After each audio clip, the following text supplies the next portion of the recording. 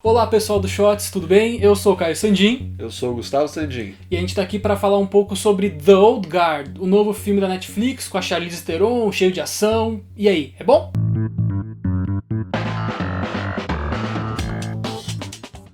Para começar a falar desse filme, eu acho que a gente não pode fugir muito das cenas de ação, né?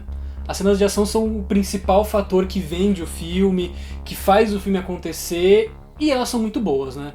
Elas são bem legais, acho que dá pra gente destacar a cena da igreja, acho que é uma das melhores cenas assim de ação. Pra quem gosta vai ficar bem travado ali no sofá. E a Charlize Theron é uma estrela de ação, né? Depois de Mad Max, ela já fez o Atômica, ela já fez Velozes e Furiosos, melhor franquia de todos os tempos. E aí ela consegue continuar nessa onda de ação, tendo tanto a ação dela luta corpo a corpo, porrada, dando chave de perna, rodando no chão e em cima das pessoas, fazendo o que der. Tanto também na luta fora disso com arma de fogo, posicionamento. Você consegue ver aquelas técnicas que a gente viu crescendo muito desde John Wick, que assim, são 2 tiros, um no peito e um na cabeça pra confirmar. Então existe um pouco de militarização dessas técnicas para poder transportar para um cenário mais realístico, digamos assim. E acaba passando isso muito bem durante o filme inteiro, não só a Charlize como todo o elenco.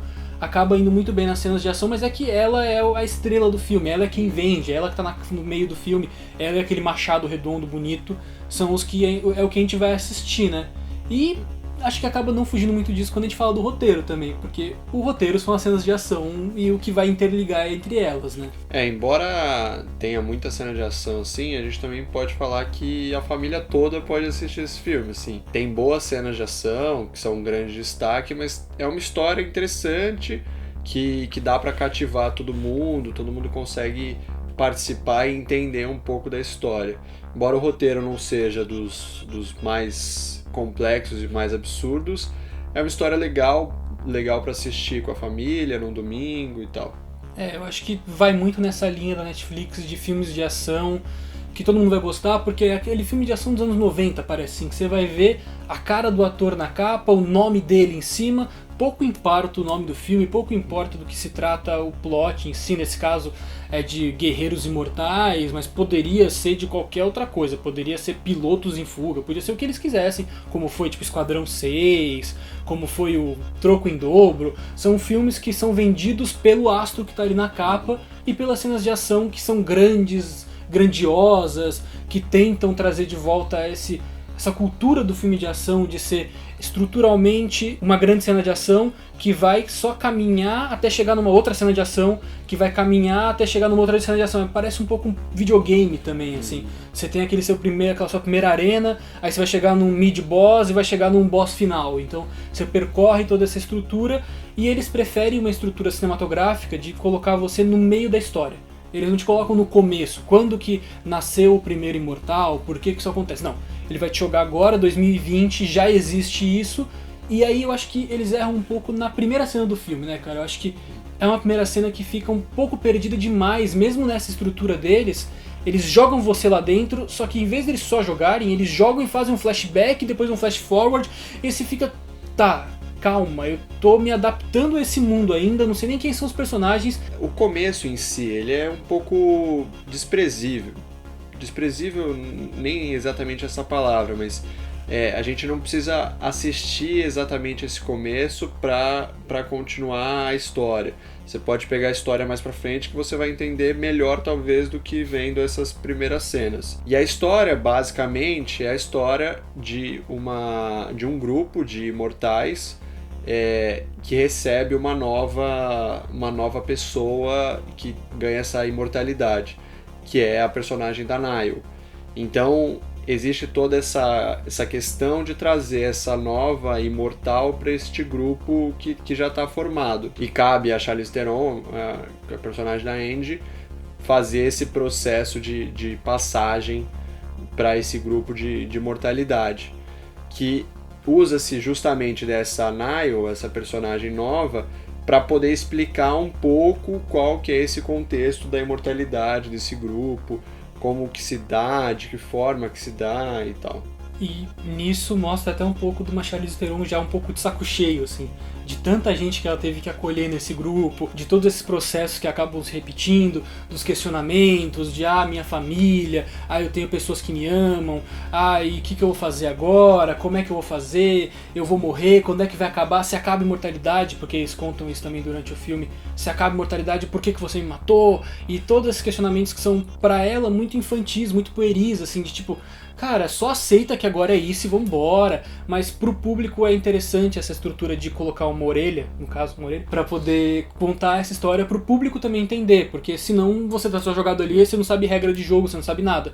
Então é uma estrutura que é bastante batida, é um tanto clichê, mas funciona bem pra poder, e também apresentar esses questionamentos que seriam, a gente se identifica com a personagem da Nile por conta disso, né? Um personagem que, se você se colocando naquele lugar, você também pensa assim, tá, mas e as pessoas que eu gosto vão morrer daqui a perante a minha existência um espaço pequeno de tempo, assim, então você acaba se questionando nisso, né? E acho que essa identificação com a Nile também entra um pouco na questão da representatividade do filme. Sim. Porque a Nile é uma personagem mulher, negra, e com quem você se identifica sem problema nenhum, porque o filme cria essa estrutura para você conversar com ela e se identificar prontamente com ela, né? Nesses momentos de representatividade, a gente vê que o filme acerta muito. A gente tem a personagem da Nile, a gente tem um casal homossexual, a gente tem um personagem de grande destaque que é o Copley também, que é o personagem negro. A gente tem uma cena muito legal de sororidade, tem toda essa construção que eu acho que é um marco e é uma tomada de decisão que a Netflix tem tomado nos seus filmes e séries, de trazer muito mais representatividade para dentro da tela, porque ela sabe do alcance que ela tem para todo o público, para toda a sociedade. Eu acho que também é um pouco de mostrar o que eles fazem de mensagem fora dos filmes. Porque muita empresa para propaganda é sororidade, é aberta, não tem preconceitos, mas lá dentro sempre tem um problema. A Netflix, pelo menos no produto principal dela, demonstra isso. Nos filmes que são os grandes orçamentos, nos filmes que vão atrair atenção, ela traz isso. E eu acho que a gente estava até conversando um pouco antes, quando o filme puxa para uma coisa pé no chão, como esse romance do Yusuf e do Nick, o filme acerta mais. É quando você se identifica mais com o filme, é quando você fica mais ali querendo entender mais do personagem, você começa a tentar pegar um pouco mais, e aí tem um pouco de estrutura de romance de eternidade, é uma cena muito forte e muito quebrando preconceitos que a gente vê atualmente e que você entende o quão infantil é aquilo perante os olhos de um ser que é maior por conta de ter uma vida mais longa e de poder adquirir mais conhecimento, e você entende tudo isso como algo natural e como algo que não precisa ter esse preconceito. Eu acho que funciona tão bem tudo isso, assim. Só que quando ele tenta, o filme em si, tenta se levar um tanto mais a sério essa questão dos imortais, de como eles são deuses e como eles são super-heróis para essa realidade, eu acho que o filme se perde um pouco. E uma das coisas que mostra que quando eles colocam o pé no chão, eles acertam, e quando eles levam para esse mundo da imortalidade, eles acabam se perdendo um pouco, é o personagem do Copley, que é do Chiwetel. Você não entende muito bem em qual ponto que ele está. Eu acho que agora a gente precisa migrar para os spoilers, porque eu acho que a partir de agora a gente vai começar a discutir umas coisas que falam um pouco do final e que talvez você não queira saber antes de assistir o filme. Então, o Chiwetel Ejiofor é um grande ator, a gente sabe disso, ele já tem carreira constituída, já sabe muito bem. E nesse filme ele é tão desperdiçado que parece o filme do Doutor Estranho, assim, tão desperdiçado quanto naquele filme. Porque a gente no começo acha que ele é mocinho, porque é ele que contrata, e ele não, ele é o vilão. Só que ele mostra que ele não é tão vilão quando ele apresenta o vilão de verdade, que é o dono da farmacêutica, que é o Merrick. Só que o Merrick também é tão mal explorado que é melhor, vamos deixar mais pra frente. Vamos voltar pro Copley e, assim, ele fica nessas idas e vindas, só que ele não é desenvolvido o suficiente em nenhuma desses lados, assim. Até que, em certo momento, eles viram e falam, você vai ser o nosso cara da cadeira. Esse é o momento, assim, quando ele apresenta o passado da Andy, como ele gastou a vida inteira dele depois que a mulher morreu para estudar o que ela fez com a história e como ela participou da história. E aí, a partir dali, ele começa a ser desenvolvido, mas é tão pouco tempo que já tá acabando o filme, já tá no finzinho, não tem o que mais desenvolver. Ali no momento que você teria que concluir um arco, você tá abrindo o arco do cara, eu acho que é um personagem que acaba ficando perdido e meio desperdiçado, assim como todos os vilões, né? Sim. Dá uma impressão de que ele é só um anúnciozinho, dá só um gosto para uma relevância num segundo filme. Só que a gente não sabe se vai ter um segundo filme, se ele vai estar nesse segundo filme. Ele fica muito perdido. Ele é talvez um dos pontos mais importantes, que é para mostrar qual que é a grande importância desse grupo de imortais. Sim. Só que ao mesmo tempo ele fica... ele vai para um lado mal e depois ele volta para esse lado bom. Ele fica muito perdido nessa sem história. justificativa, assim, não é uma coisa assim, tipo, ele foi pro mal porque ele viu ali uma boa oportunidade. Não, porque ele sendo inteligente, ele não cairia naquele golpinho do farmacêutico falando, não, porque ele precisava demonstrar a verdade dele. Pra quê? Que ele precisaria demonstrar a verdade dele pra capturar os caras que são imortais. Ele foi pego nessa onda de acontecimentos. Desculpa, o cara é inteligente. Se ele conseguiu achar e fazer todas aquelas ligações da parede, ele é inteligente. E aí o momento dessa grande revelação da importância desses imortais é um momento tão... que é tipo, ali já tem uma outra urgência acontecendo, que a Nile tendo que resolver o problema da Andy já tá morrendo, então fica tudo meio engolido nessa onda, nessa tsunami de acontecimentos, que eles querem jogar tudo num filme só pra poder mostrar como tudo acontece, e aí você fica perdido ali no meio e nada tem impacto. Quando tudo quer ter impacto, nada tem impacto. Você fica só meio amortecido de tudo que tá acontecendo, de tá acertando na sua cara, e aí você só, vamos pra próxima cena de ação, que lá vocês acertam também. Aí a gente puxa um pouquinho do vilão, que é o Merrick. Ele é aquele cientista maluco que quer, com uma boa causa, né, ele quer utilizar a imortalidade desse grupo para tentar curar algumas doenças, principalmente o câncer. Só que ele faz de uma maneira com pouco caráter, né? Ele tenta utilizar daquilo, não se importa com as pessoas, por mais que elas sejam imortais. A gente já tem uma Andy que já não é mais imortal, ela já está passando por algumas questões de mortalidade, ela já está sofrendo, ele tenta usar disso. Ele ultrapassa essa linha tênue entre ética e ciência. E aí você não fica nem com raiva dele, nem com certa tensão, porque ele é tão pouco explorado, é tão rápido, é muito personagem, é uma história um pouco confusa que você não entende muito bem e também não cria uma antipatia com ele. Eu acho que é isso, assim, falta tempo e falta desenvolvimento pra você ter uma antipatia por ele ser um bom vilão, assim, um cara que você... Porque você em nenhum momento acha que ele não vai morrer. Você sempre tem certeza que o grupo vai chegar e vai matar ele independente do que aconteça. Então não é como, por exemplo, voltando aos filmes da Marvel, que são uma coisa mais que todo mundo assistiu, não é como no caso do Killmonger, que você acha que você se identifica com os argumentos dele, você teme pela vida do Pantera, e assim, você cria toda uma dualidade. Ali não, o Merrick é o vilão, tá? E aí tem o subvilão, que é o cara militar, que é o cara militar, e acabou, é só isso que ele é.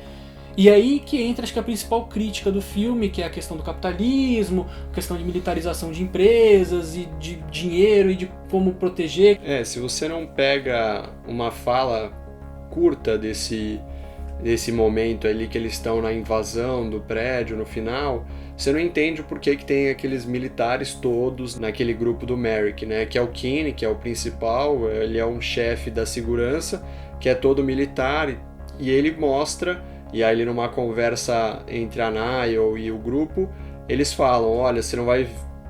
não é só nessa empresa que você vai ver militares comandando a segurança. É uma crítica social aí que a gente tem ao nosso mundo atual, só que assim... ainda assim é um pouco raso para tudo que o filme poderia mostrar. Uhum. E aí ele se encaminha para um final que é bastante padrão, assim, que é o que a gente esperava, o mini-boss é derrotado, e aí acho que a última cena em si que é memorável é a questão da luta deles no terraço, que é São Paulo 84, que é uma criação de tensão legal, mas é isso, as cenas de ação são muito bem feitas, são muito bem trabalhadas, o roteiro das cenas de ação é bem feito, assim, toda a parte de coreografia, de luta em si, tudo é muito bem feitinho, assim, mas no final é aquilo de novo, assim, você não você acaba tendo mais risada daquele momento final de luta da Nile, da Andy com o Merrick, do que você tem de tensão, ou você tem de êxtase de ação. É tipo, é aquela piadinha, né?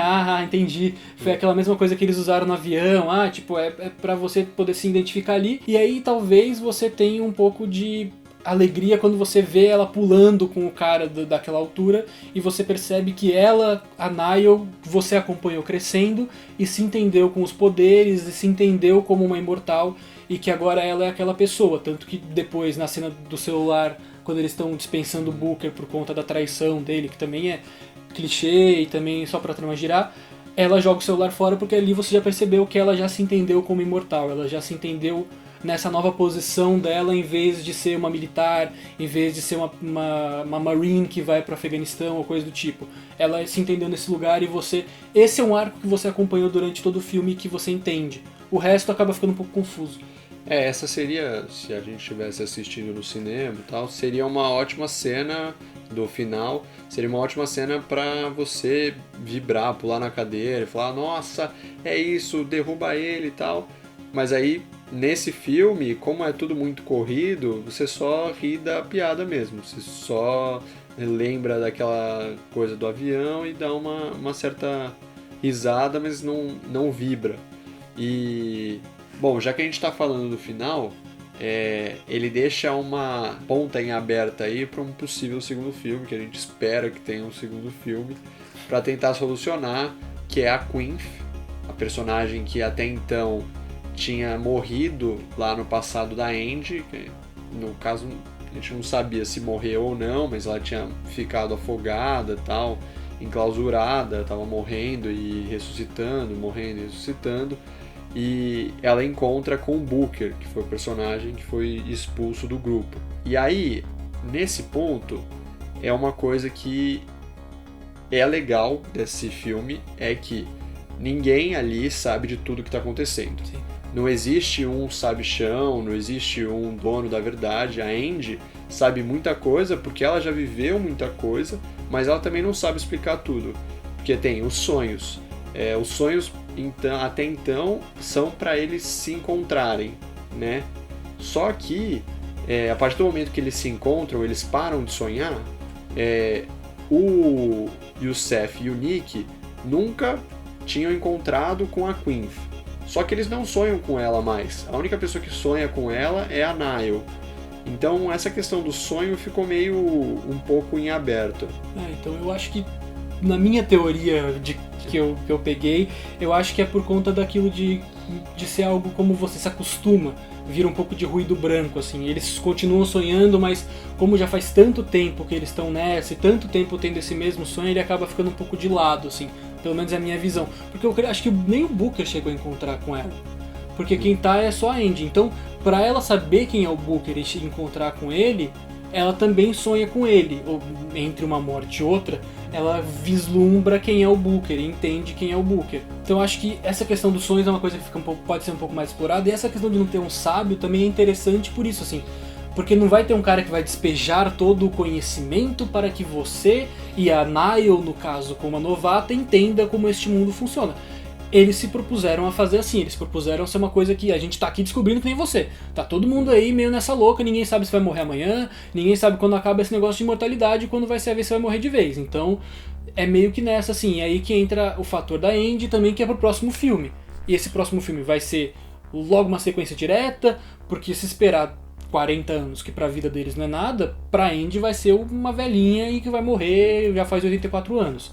E coisa do tipo. Então, pensando pra esse próximo filme, teria que ser algo muito mais urgente, uma coisa pro próximo. E aí seria o quê? A vingança porque ela se sentiu esquecida, que ela se sentiu abandonada no fundo do mar pra morrer eternamente. Qual vai ser esse plot, assim? Porque o mais provável é isso, mas nada que um bom diálogo com uma cerveja não resolva, né? Exatamente. Então, pessoal do Shots, acho que é isso. A gente falou bastante sobre The Old Guard, assim, um pouco de opiniões, o que a gente achou do filme, o que é interessante e o que não é, o que faltou. Mas a gente quer saber de você também, o que você achou do filme. Você acha que ele é o melhor filme de ação que a Netflix já fez? Teve Resgate, teve Troco em Dobro, Esquadrão 6, nosso queridíssimo Operação Fronteira, Bright. Então, diz aí nos comentários, curte o vídeo se você gostou, se não gostou também avisa pra gente, fala por que não. Se inscreve no canal, assina o sininho lá, como todo mundo fala que é de praxe. E acho que é isso. Um abraço e até a próxima. Tchau, pessoal. Até.